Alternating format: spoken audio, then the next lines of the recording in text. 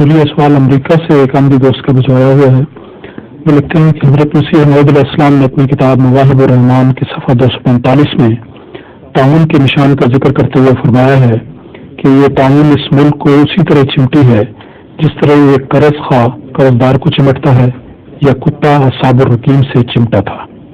ان کا سوال یہ ہے کہ تعاون کو اصحاب کہف کے کتے سے تشبیہ دینے کی کیا حکمت ہے؟ مسیح علیہ السلام نے اپنی کتاب مواہب الرحمان کے صفحہ 245 میں لکھا ہے کہ تعاون کا نشان کا ذکر کرتے ہوئے فرمایا ہے کہ یہ تعاون اس ملک کو اسی طرح چمٹی ہے جس طرح ایک قرض خواہ قرضدار کو چمٹتا ہے یا کتا اصحاب الرقیم سے چمٹا تھا. ٹھیک ہے.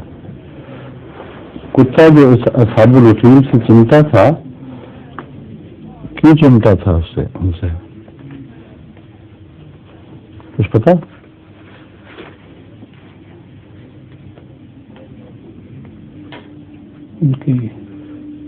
کتا اصحاب الرقیم سے چمٹنے کے میں دو مضمون ہیں.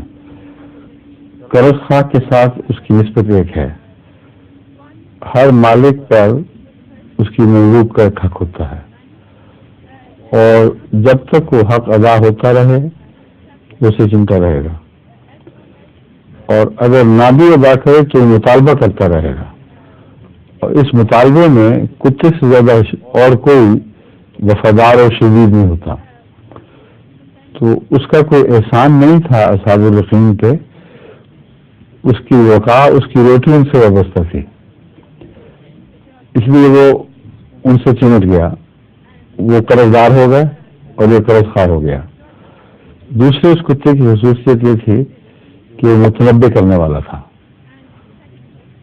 اور ان کی چوکھٹ پر بیٹھا ہوا تھا. تو یہ جو عمومی مشابہتیں ہیں تنبیہ کی اور اپنا حق وصول کرنے کی، یہ ایک تعاون کے کیڑے میں پائی جاتی ہیں. وہ ایسی وبا ہے جو انہوں نے کمائی ہوئی ہے اور اس کا حق ہے کہ اب ان کا خون چوسے. دوسرے وہ ان کو متنبع بھی کر رہا ہے، جیسے وہ کتا متنبع کیا کرتا تھا، باہر سے کوئی آیا تو بھونک کے بتا دیا. تو تعاون کا کیڑا قرآن کریم جو دابہ ہے اس کی تشریح میں فرمائی ہے کہ اس کے کلام کرنے کا مطلب ہے ان کو متنبع کر رہا ہے کہ تمہارا خطرہ اگر پیش ہے بچ جاؤ ورنہ تم بہت بڑی سزا پاؤ گے. تو اس پہلو سے اس سے بہتر کوئی اور مثال نہیں ہو سکتی جو دونوں پہلوؤں سے دونوں ہی صادق آ جائے. ظہور مہدی آخر زمان